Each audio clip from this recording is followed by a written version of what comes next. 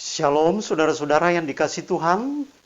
Saat ini kita jumpa lagi dalam kasih Tuhan yang luar biasa dalam program acara Good News for You. Saudara-saudara yang dikasihi oleh Tuhan, kita bersedih dan berduka dengan meninggalnya beberapa orang yang percaya kepada Yesus Kristus di suatu daerah yang namanya Lembantongoa, Kabupaten Sigi. Mereka telah dibunuh dengan keji dan sadis, serta membakar beberapa rumah dan sebuah rumah ibadah oleh orang-orang jahat yang tidak punya belas kasihan, yaitu para teroris.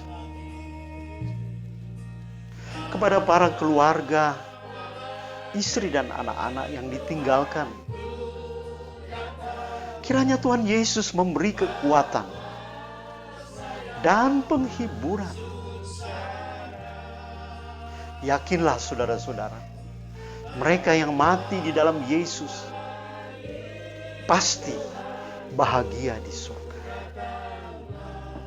Yakinlah saudara-saudara, bahwa Tuhan tidak pernah menjauh dari kita. Bahkan di tengah-tengah penderitaan dan kesulitan, sekalipun Tuhan selalu beserta dengan kita. Saudara-saudara yang dikasihi Tuhan, selanjutnya kita dengar dan saksikan Good News for You, yaitu khotbah saya di Gereja Sidang Jemaat Allah Gibeon pada hari Minggu tanggal 29 November 2020 kemarin.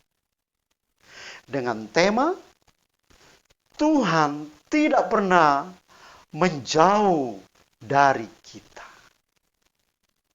Tuhan Yesus memberkati, mari kita saksikan.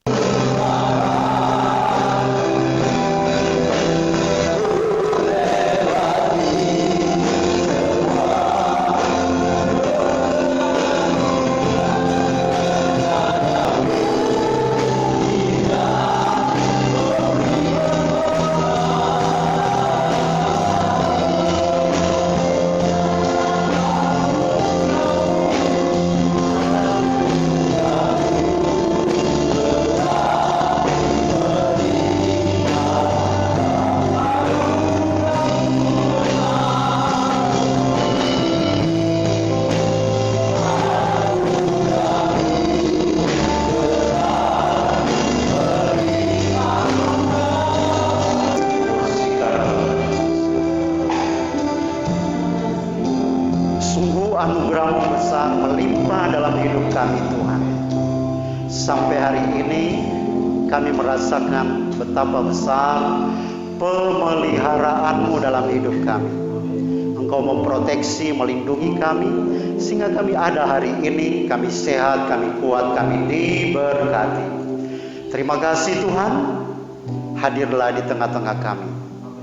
Bungkus kami dengan kuasa darah-Mu, segala roh jahat apapun yang mau mengganggu ibadah pemberitaan firman Allah, kami tolak patahkan dalam nama Yesus Kristus. Roh Kudus hadir, sebab hanya Engkau yang mampu memberi solusi dalam kehidupan kami. Kami mau dengar firman-Mu dalam nama Yesus Kristus. Haleluya, amin.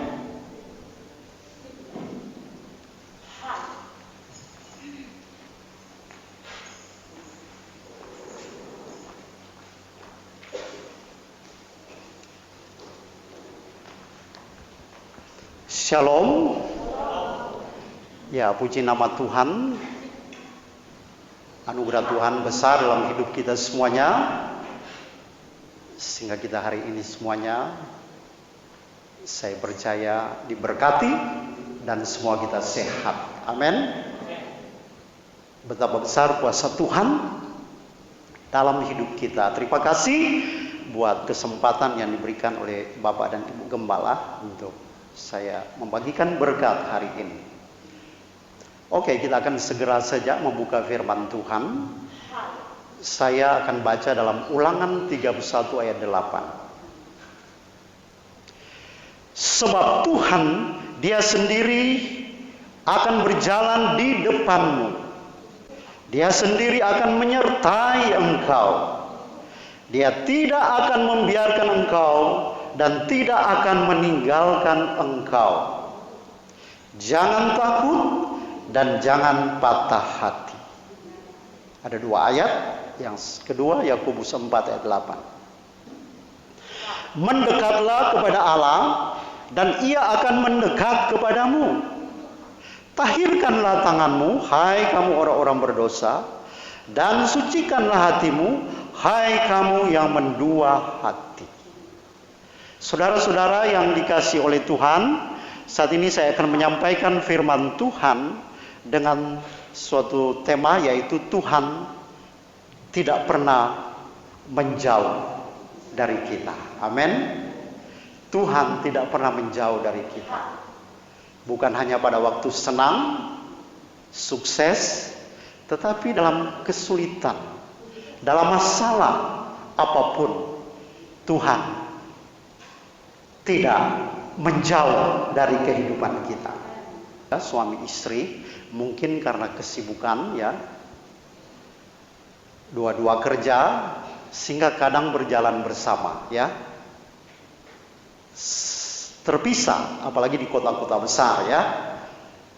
Saudara-saudara, lalu suatu saat ada kesempatan di hari libur, mereka akhirnya bisa naik mobil bersama, ya. Dan tiba-tiba si wanita ini atau istrinya berkata, "Pak, kamu masih ingat tidak waktu kita masih muda, kita selalu duduk berdekatan di mobil?" Suaminya juga menjawab, "Ya, saya ingat. Tapi kamu tahu kan, saya tidak pernah menjauh darimu." Saudara-saudara yang dikasihi oleh Tuhan, pertanyaan yang keluar dari mulut sang istri ini, ya, sesungguhnya menunjukkan perasaannya bahwa dia merasakan suaminya sudah menjauh darinya. Saudara-saudara yang dikasihi Tuhan,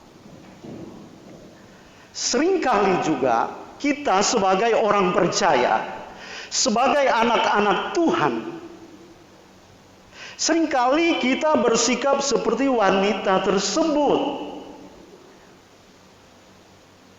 Ketika kita sedang berada di dalam situasi, kondisi, himpitan, berbagai-bagai kesulitan, ya, kita menghadapi berbagai-bagai persoalan, ya, seringkali kita mengira, ya,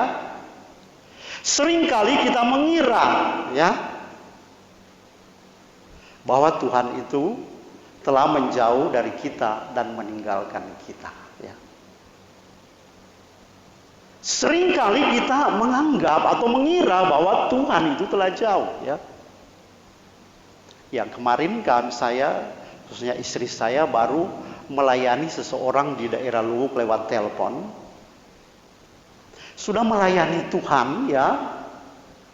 Sudah melayani Tuhan, sudah ikut terlibat, tetapi memang dia penuh dengan persoalan hidup. Suaminya tiba-tiba kena suatu penyakit, ya, penyakit yang ya stres lah, ya, sudah hilang-hilang ingatan, dan itu lama dia bergumul sampai hari ini belum dijawab Tuhan. Malahan suaminya telah kembali kepada orang tuanya karena penyakit kejiwaannya. Saudara-saudara, di tengah kesendiriannya di rumah, akhirnya dia mulai meragukan Tuhan. Saya sudah bergumul, saya sudah melayani selama ini, tapi kenapa doa saya tidak dijawab? Singkat cerita, saudara-saudara, ya, dia sudah berpisah dengan suaminya karena suaminya memang sampai hari ini masih penyakit jiwa, ya. Saudara-saudara, sudah di rumah orang tuanya. Akhirnya dia jatuh cinta dengan seorang Muslim, ya, teman SMA-nya dulu. Dan dia sudah bertekad bulat untuk ikut pria ini, saudara-saudara, ya. Karena dia kecewa dengan Tuhan. Saudara-saudara, akhirnya kemarin kami layani, ya. Dan dia mulai bangkit kembali. Dia katakan, "Kak, doakan saya." Saudara-saudara, dia mengalami kekecewaan dengan Tuhan. Dia merasa Tuhan tidak peduli dengan dia. Dia merasa Tuhan jauh dengan dia. Saudara-saudara yang dikasih Tuhan, sekali lagi hari ini saya mau mengingatkan, ya, bahwa Tuhan itu dekat dengan kita, ya. Karena ketika kita mulai mengalami masalah-masalah, sepertinya tidak ada jalan keluar. Saya sudah berdoa, saya sudah berpuasa, saya sudah ikut ibadah. Tapi kenapa persoalan saya tetap banyak, saudara-saudara, ya? Kita mulai menyalahkan Tuhan karena kita menganggap bahwa Dia tidak mempedulikan kita lagi. Ya, ini sebenarnya secara manusia wajar, ya. Ada juga banyak hamba-hamba Tuhan mengalami demikian, saudara-saudara, ya. Ya, hamba Tuhan sekaliber Yohanes Pembaptis pun pernah suatu saat dia meragukan Yesus. Padahal dia yang membaptis Yesus, dia menyaksikan bagaimana Bapa di surga mengatakan, "Inilah anak yang kukasih, kepadanya lah aku berkenan, dengarkanlah akan dia." Saudara-saudara, tapi suatu saat ketika dia ditangkap oleh Herodes, dia dipenjarakan, dan di penjara yang sangat menderita. Mungkin dia pikir, kenapa kok Yesus tidak pernah datang sama saya, mengunjungi saya atau murid-muridnya. Di sana dia mulai meragukan Tuhan Yesus. Sehingga dia suruh murid-muridnya, kamu pergi ke Yesus, tanya sama dia, apakah benar engkau yang kami nantikan atau tidak? Saudara-saudara, akhirnya Tuhan Yesus menunjukkan kepada murid-murid Yohanes, lihat apa yang terjadi. Orang sakit disembuhkan, orang lumpuh berjalan, orang buta melihat, orang mati dibangkitkan.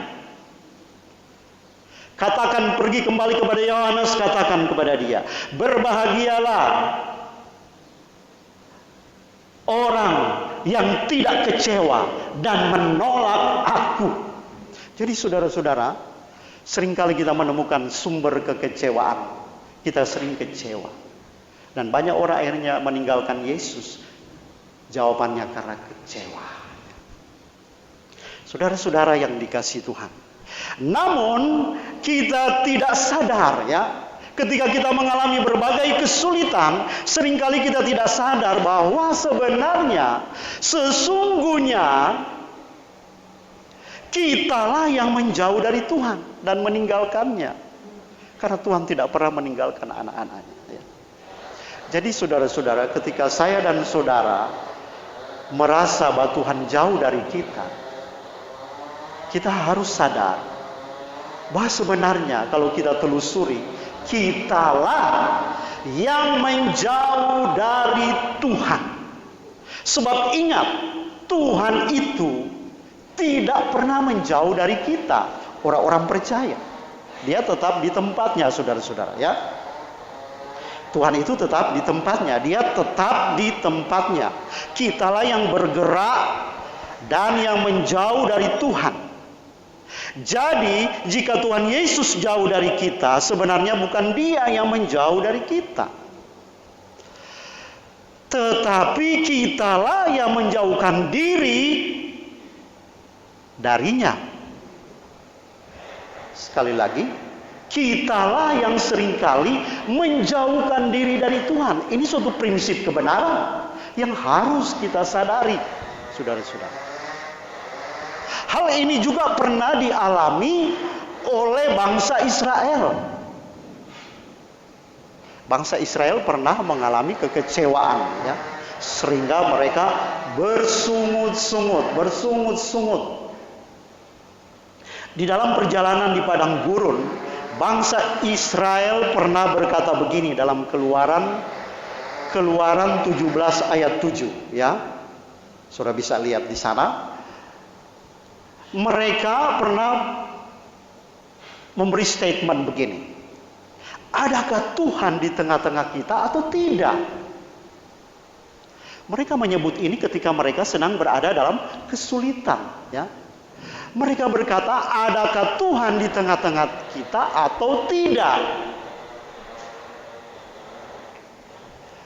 Padahal mereka baru melihat mujizat yang besar. Israel disertai Tuhan. Mereka baru melewati laut Tiberau, saudara-saudara. Mujizat Tuhan luar biasa. Tuhan memberi makan mereka langsung dengan makanan dari surga. Berbagai mujizat dan yang Tuhan tunjukkan. Malam hari Tuhan hadir dengan tiang api. Siang hari Tuhan hadir dengan tiang awan, saudara-saudara. Tapi mereka ketika mengalami kesulitan, waktu itu di padang gurun memang gersang sekali, saudara-saudara, ya. Panas, terik di siang hari, dan malam hari dingin sekali. Ya, istri saya waktu ke Israel, dari Mesir sampai ke Israel, mereka naik bus dan mereka melihat betul betapa padang gurun itu gersang, panas, tidak ada pohon, hanya batu-batu dan pasir. Memang pantas ya kalau Israel bersungut pada waktu itu. Saudara-saudara yang dikasihi oleh Tuhan, hanya ketika tiba di Israel baru suasana hijau kelihatan, ya. Wah, memang Israel diberkati oleh Tuhan, saudara, ya. Saudara-saudara, ya. Mereka meragukan Tuhan. Mereka berkata, adakah Tuhan di tengah-tengah kita atau tidak? Mereka berkata begitu ketika mereka sedang kesulitan air. Ya, padahal sebelumnya seperti yang saya sudah katakan tadi, Tuhan telah menyatakan mujizat. Tuhan hadir dengan suatu pernyataan-pernyataan yang luar biasa. Tapi lebih tragis lagi, mereka meragukan Tuhan. Dan tidak berhenti di situ saja, mereka bahkan meminta Harun membuatkan patung anak lembu emas yang mereka anggap sebagai sosok yang memimpin mereka. Saudara-saudara, mereka bertindak seakan-akan Tuhan tidak bersama mereka. Mereka bertindak seakan-akan Tuhan tidak menyertai mereka. Mereka meragukan Tuhan. Ini sungguh keterlaluan ini bangsa Israel ini, saudara. Mereka lihat Tuhan langsung. Ya, kita ini tidak lihat Tuhan langsung, betul. Ya. Kalau mereka lihat langsung mujizat yang besar. Mereka lihat langsung tiang awan yang menyertai mereka. Mereka lihat langsung bagaimana Firaun tenggelam di laut karena Tuhan menyertai mereka. Saudara-saudara yang dikasihi Tuhan, hari ini saya ingin hanya ingin menyampaikan, mau mengingatkan, menyadarkan kita, situasi apapun yang saudara alami, ingatlah Tuhan tidak pernah menjauh darimu. Amin. Tuhan selalu menyertai kita, saudara-saudara, ya. Dalam situasi itu, Musa selalu berbuat sesuatu yang menunjukkan bahwa Tuhan bersama dengan mereka. Tuhan bersama dengan dia. Tuhan tidak pernah meninggalkan mereka. Itulah sebabnya ketika posisi Musa akan diganti Tuhan sebagai pemimpin bangsa Israel. Waktu itu hendak digantikan oleh hambanya yaitu Yosua. Musa menegaskan kepada Yosua tentang pribadi Tuhan yang akan senantiasa menyertai Yosua, ya. Musa berharap Yosua menyadari itu dan menjadi kuat ketika harus memimpin bangsa Israel yang tegar tengkuk itu, saudara-saudara, ya. Dengan berkata, sebab Tuhan Dia sendiri akan berjalan di depanmu. Dia sendiri akan menyertai engkau. Dia tidak akan membiarkan engkau dan tidak akan meninggalkan engkau. Jangan takut dan jangan patah hati. Saudara-saudara, saya tahu kita sedang berada dalam kesulitan. Kita sedang memasuki masa yang tidak kita sangka-sangka. Semuanya berubah. Kebiasaan-kebiasaan kita berubah. Dulu tidak sering cuci tangan, tiap hari sekarang cuci tangan. Bahkan saya di rumah hampir tiap kemana saja, ya, hampir tiap saat cuci tangan, saudara-saudara. Ya, gaya hidup berubah. Ya. Dulu kita berdekatan, sekarang agak ada jarak-jaraknya, saudara-saudara. Ya. Semua pakai masker. Ya. Ya, di sisi lain jadi berubah gaya hidup kita, jadi gaya hidup sehat. Ya. Dulu ada kalanya sudah mau makan lupa cuci tangan, sekarang walaupun tidak makan ya cuci tangan. Ya. Saudara-saudara ya. Semua berubah. Kita tidak bisa lagi beraktivitas seperti dulu. Karena pandemi COVID-19 ini, saudara-saudara ya. Sudah mengalami demikian juga mungkin kondisi ekonomi kita mulai menurun mungkin. Usaha kita mulai tidak lagi ramai seperti dulu, ya. Keuangan kita mungkin mulai merosot, saudara-saudara. Tapi kita jangan kecewa. Tuhan selalu bersama saudara. Amin. Saya kira kalau saudara bersaksi di sini, pasti semua akan berkata, sampai hari ini Tuhan pelihara saya. Amin. Saya juga sebagai hamba Tuhan. Saya bukan gembala, saudara. Saya penginjil. Ya, hanya dapat berkat kalau saya menginjil kemana-mana. Ya. Saya menangani di Kota Palu ini jaringan doa. Tidak ada saya gaji khusus. Ditambah itu lagi, bulan Maret atau April lalu istri saya tiba-tiba dapat suatu serangan, ya. 2 kali masuk rumah sakit dan kakinya agak sedikit lemas, ya, sampai hari ini. Saudara-saudara. Tapi kami bersyukur kepada Tuhan. Sampai hari ini Tuhan memelihara kami. Padahal kami cuma di rumah terus, saudara-saudara ya. Begitu ajaib ketika kami masuk rumah sakit atau butuh obat-obat yang mahal-mahal, saudara ya. Tuhan siapkan semuanya, ya. Saudara-saudara, kebutuhan kami Tuhan siapkan tiap hari. Keuangan ada saja di rekening kami, uang masuk terus. Sampai hari ini saya harus bayar listrik tiap bulan 600.000, ya. Belum lagi kebutuhan yang lain. Saudara-saudara, belum beli bensin mobil setiap saat ketika habis bensin dan lain-lain kebutuhan hidup. Tetapi Allah El Shaddai memelihara sampai hari ini kami tidak kekurangan sedikit pun. Amin. Ada saja orang bawa beras, ada saja orang bawa bahan-bahan makanan, kue, apa yang ketika kami suka makan kue, orang bawa kue, saudara. Bukan kami minta, mereka Tuhan gerakkan. Tuhan itu ada. Amin. Dia pasti memelihara saudara. Jangan khawatir, jangan kita takut, saudara-saudara ya. Sebab Tuhan sendiri akan berjalan dalam hidup kita. Jadi dalam kondisi apapun yang kita sementara alami, Bapak Ibu, ketahuilah bahwa Tuhan tidak pernah menjauh dan meninggalkan kita. Karena dalam Ibrani berkata, Tuhan Yesus sendiri berjanji, Allah Israel berjanji, karena Allah telah berfirman, Aku sekali-kali tidak akan membiarkan engkau, dan Aku sekali-kali tidak akan meninggalkan engkau. Itu janji Tuhan. Dan Tuhan tidak pernah berdusta, saudara-saudara. Dalam situasi apapun di padang gurun sekalipun, ingat dan sadarilah, Tuhan tetap bersama engkau. Cuma mungkin Tuhan belum jawab, ya nantikan saja. Tuhan ada maksud, saudara-saudara. Seringkali kenapa Tuhan izinkan Israel lewat padang gurun menderita? Karena Tuhan mau latih mereka. Amin. Karena mereka waktu keluar, mereka punya mentalnya mental budak, mental peminta-minta, mental hamba. Bukan mental prajurit ketika mereka keluar. Nah, sekarang mental budak lalu langsung masuk di tanah Kanaan, menghadapi orang-orang enak yang besar-besar. Tembok-tembok mereka begitu tebal, mereka akan lari ketakutan. Tapi Tuhan mendidik mereka, Tuhan melatih mereka, Tuhan melatih otot-otot rohani mereka supaya kuat, siap berperang. Amin. Nah, demikian hidup kita.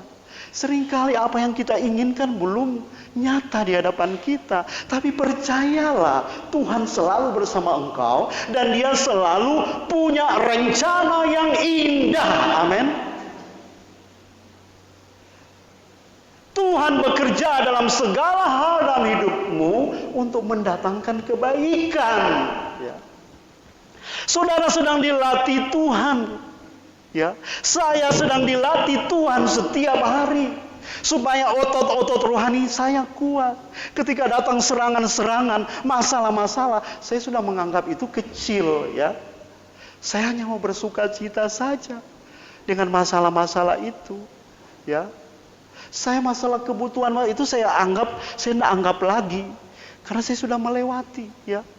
Saudara-saudara yang dikasihi Tuhan, Tuhan melatih kita, saudara-saudara. Tapi yang penting di sini sadar bahwa Tuhan hadir. Murid-murid pada waktu di Danau Galilea, waktu tiba-tiba angin dan gelombang datang menerpa perahu mereka ketakutan. Mereka tidak sadar bahwa di tengah-tengah mereka ada Yesus. Justru Yesus sedang tidur ketika angin dan gelombang begitu mengamuk. Yesus tidur. Mereka perlu bangunkan Yesus. Dengan apa? Dengan iman mereka. Saya mau berkata, Yesus ada di tengah-tengah saudara, di keluarga saudara, di rumah tangga saudara, di usaha mereka. Tapi bangunkan dia dengan iman saudara. Amin. Sebab tanpa iman, walaupun Yesus hadir, tidak akan terjadi sesuatu. Seperti perempuan berkata, asal ku jamah jubah Yesus, aku pasti sembuh. Waktu itu ada banyak orang sakit yang sentuh jubah Yesus, betul enggak? Karena kerumunan orang ingin jamah Yesus. Tetapi hanya perempuan ini yang sembuh. Kenapa, saudara-saudara? Karena dia menjamah Yesus dengan iman. Orang lain sudah jamah Yesus, tidak terjadi sesuatu karena tidak ada iman. Tapi ketika perempuan ini dengan tekad berkata, asal ku jamah jubahnya, aku pasti sembuh. Dan ketika dia jamah jubah Yesus, Yesus merasakan ada tenaga kuasa keluar dalam diri. Yesus berkata, siapa yang menjamah saya? Perempuan ini berkata, saya. Dan hari itu dia sembuh. Amin. Mari bangunkan Yesus dengan iman saudara. Percaya dan percaya. Amin. Jika imanmu teguh dan kuat, tetap eksis, saya percaya engkau akan melihat mujizat yang luar biasa. Saudara-saudara, ya. Tetapi sekali lagi seperti yang saya sudah katakan tadi, apa? Ya, ketika kita merasa Tuhan jauh, sebenarnya kitalah yang menjauh dari Tuhan. Karena yang pertama, karena yang kita lihat besarnya masalah yang menimpa hidup kita, ya. Seringkali kita tidak melihat Tuhan karena kita lihat, waduh, terlalu besar masalahnya, ya. Daud tidak melihat Goliat besar, tapi dia melihat Tuhannya besar. Amin.